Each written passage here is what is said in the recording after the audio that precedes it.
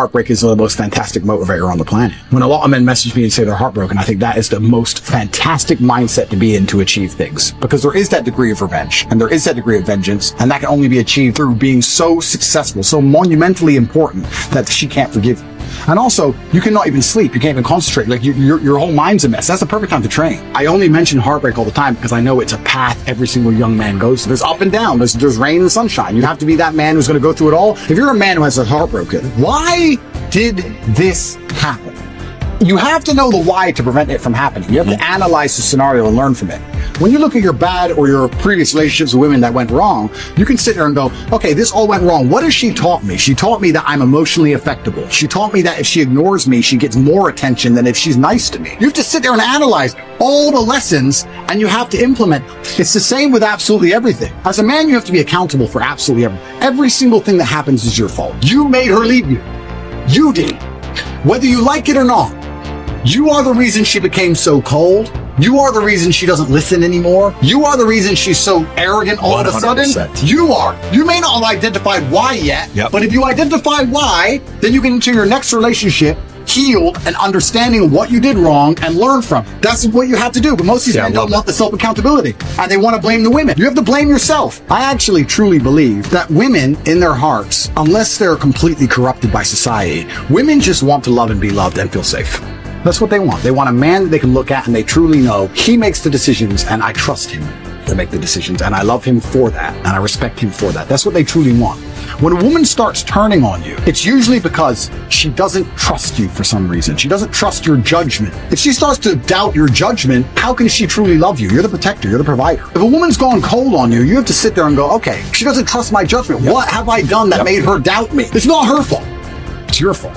Every single time a woman leaves you as a man, it is your fault. Always. Even if a richer, more successful, more alpha man stole her from you, it's still your fault because you need to be like him. It's always 100% your fault. First things first is that going through a breakup sucks. And every single man out here, no matter what they say, understands how bad it is to go through a breakup and understands what heartbreak's like. It's difficult. It's not easy. I'd actually like to argue that men feel more heartbroken than women. I think that's facts. I think it's true. And I think it's because one of the possessive element that we have, the idea of her being with someone else hurts more than the idea of you being with someone else to her. And secondly, because you have a lot less options than she has instantly. So I think that breakups are worse for men than they are for women. And I understand how difficult and hard they can be. However, the unfortunate reality is that chasing her and being dedicated to her and saying you're going to do whatever she wants, etc., is very unlikely to work. It's very unlikely to work. And you have to look at the scenario you're in, look at the chessboard and make the best possible move. When you're heartbroken, when you're truly heartbroken, you can't even sleep. And your mind is constantly preoccupied. And instead of seeing that as a negative, what you need to do is use that as a source of unlimited power. You have to just take the energy inside of you. Energy cannot be destroyed. It can only be converted. Whether it's heat into light, the momentum into friction, or however you want to put it, right? Energy cannot be destroyed. It can only be converted from one form to another. And you have to look at that and understand that the sadness inside of you is energy. You can't destroy it, but you can convert it into something else which is constructive. And you just have to suck it up, buttercup, and get over it. And there's no other way to do it. And obviously having an abundance of women makes that easier. But I wouldn't even put it that way. I'd say if you were with a woman and you lost her and you're now lonely and she's going to be moving on and you're absolutely utterly heartbroken and you're destroyed inside, I understand how difficult that is. But now you have genuine sadness inside of you, which is unlimited motivation for you to become a beast, become an animal. And by the time you're finished becoming an animal, you won't care anymore. So if you really want to cure yourself, you just say, I'm going to get a six-pack and I'm going to get bigger arms. And by the time my arms are this size and I have a six-pack, you'll realize you don't give a shit about her anymore. That's just the way the world works. Let's say your wife breaks your heart. If you're not going to work, you can't sleep anymore. You're upset. She's running around with a new dude. You see her Instagram story. She got some new guy. You're furious and you're angry and you're jealous and you're bitter. You have all of this inside of you. But you're not going to go to the gym and work hard and become so fantastically in shape and so rich and so powerful that no girl ever leaves you again. You're not going to do that. No. What are you going to do with it? Text her? Try and explain to her? She doesn't care. Like, you can write the most perfect English. You can write the most beautiful words ever constructed. Forget Shakespeare. You can do, it doesn't matter. She doesn't care. She just doesn't care. She's distracted. She forgot about you. She forgot about you. So what are you going to do with all of that inside of you if it's not positive? Well, it's going to consume you and you're going to end up self-destructive, or you're going to embarrass yourself, or you can take all of that and put yourself in a position where it never happens to you again.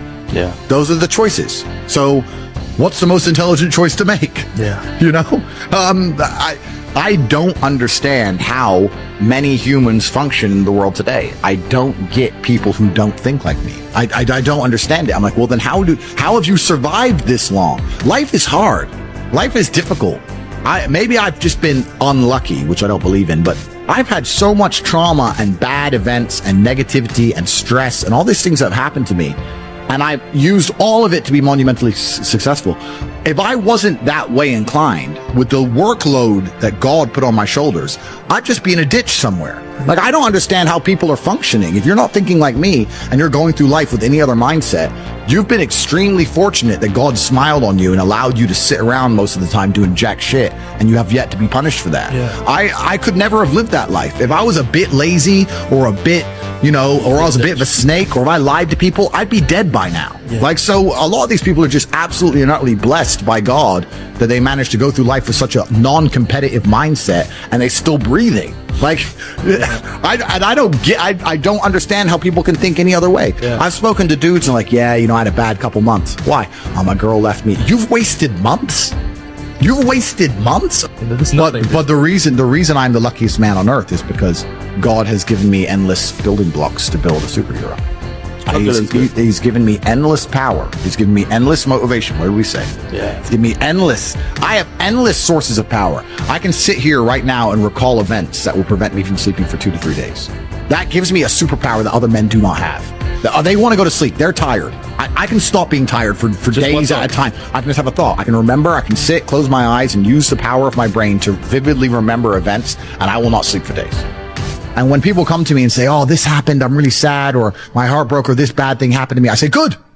Thank the Lord that he's given you this endless source of motivation. You're wasting it. Yeah. That's your problem. But it's been given to you. Nitrous oxide has been given to you. You just have to use it in the correct way. So I'm the luckiest man in the world because all the bad things that happened to me have given me all the building blocks to become the most fantastic man on the face of the planet. If you have your life in order as a man, truly and completely in order, then you're compatible with a lot more people. I think that if you're a man and you're struggling to find somebody you're compatible with, that's probably because you're a loser. If your life's in order, then you're compatible with a lot of women. Like me, for example, I don't need a woman to mother me. I don't need a woman to motivate me, to tell me to stop playing video games. I don't need her to do anything for me. I need her to be happy, positive, protect my spirit, pray for me, maybe little things, make me a coffee, some kind of small gesture. But my money's right, my motivation's right, my life is right.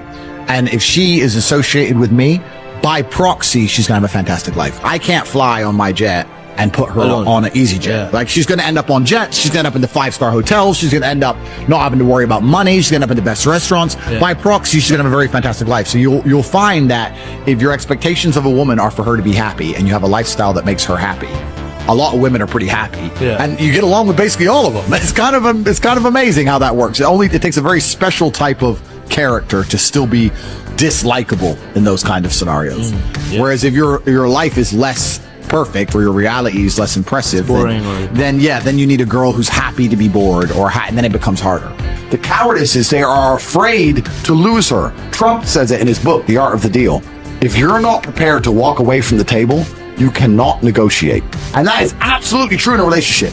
If you are not prepared to get rid of her, then what are you negotiating? If you're not prepared to say, sorry, that's the red line, goodbye, then you don't have a negotiating position. Mm-hmm. You don't have one, because you'll just say, no, forever. It'll just stay forever. There has to be a line you will not allow to be crossed. There has to be, right? And so many men are so scared of losing the girl, but if you refuse, men message me all the time, I need my girl to listen to me, but I don't want to split up with her. You already lost. Like, bro, if you're telling me there's no scenario in which you will leave her, I can't help you.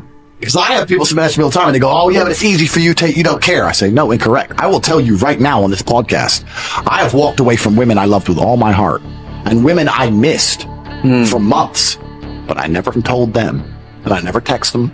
I just fucking was a man about it. Being a man about things is not feeling things. It's being a man about it. Be a man about it. If she's not going to be the woman you need her to be, she has to go. It's actually very interesting, the masculine experience, because I like to believe that most men on the planet have lived a semi-similar timeline. All of us as men experience a very similar human paradigm, and that is that most men are born and you're not important, and then you go to school and you fall in love with some girl in school, and then you realize that all the 19-year-olds you want when you're 19 are with older dudes because they have cars or whatever, and you go through this experience of getting your heart broken and losing your girlfriend, etc., and or accept they're gonna have their heart broken forever. But some men decide to become so big and important and strong and irreplaceable that they never have to suffer heartbreak again. You know why God made your girl leave you? Because he wanted to show you that you ain't shit. He wanted to show you that you are human and you're fallible and that you're very replaceable. So he decided to make you fall in love with the girl, and he decided to make her leave you. Now it is your job to look at the board, understand what's happened, say, I understand, God,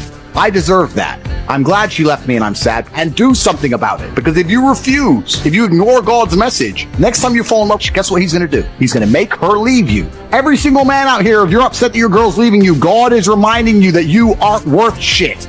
You need to get up and work so hard that even in the eyes of God, he is proud of you. God loves his creations, which show him their true potential and beauty. By getting up and trying your absolute best and becoming a man of moral standing, he will reward you and bless you. So God just broke your heart on purpose to show you that the way you're living your life and the man you are simply are not good enough. What have you changed since? Nothing. You think God's going to forgive you for no reason? You think God's going to go, it's fine. He hasn't learned his lesson. He hasn't changed. He isn't even trying very hard. He's not up early in the gym. He ain't doing nothing. It's fine. Let's just let him fall in love. No, sir. This is going to repeat endlessly. It's a cycle that will not change until you take the message from God and become the man you're supposed to be. You deserve what's happened to you. You deserve how you feel. All of it. Right? What did we talk earlier about how trauma can mold you? How trauma can be a fantastic thing. Heartbreak, sadness, these are all fantastic motivators. I'm telling you why they're a fantastic motivator. You go to a guy who's heartbroken, he has all the motivation in the world to send 300 text messages. He has the motivation, he's putting it in the wrong place. That's 300 cold emails you could be sending to someone. That's a lot of money you could have made. Life's going to hurt you, and how you use that pain is completely and utterly up to you. You can use that pain to galvanize yourself as a man and become a better man you've ever been. I'm not saying that I'm only successful because of some chick. I'm saying that every single time that I was heartbroken, I never wasted a second. I was never wallowed. You are feeling the same pain that many men have felt. Every man out there has had his heart broken and understands how difficult it is as a man. But the difference is, as a man, you must build yourself into a man of credibility, which means to build yourself into a man of standing, we all start in a fairly similar position. I became me through tedious, arduous, difficult, never-ending work. You are wasting your time.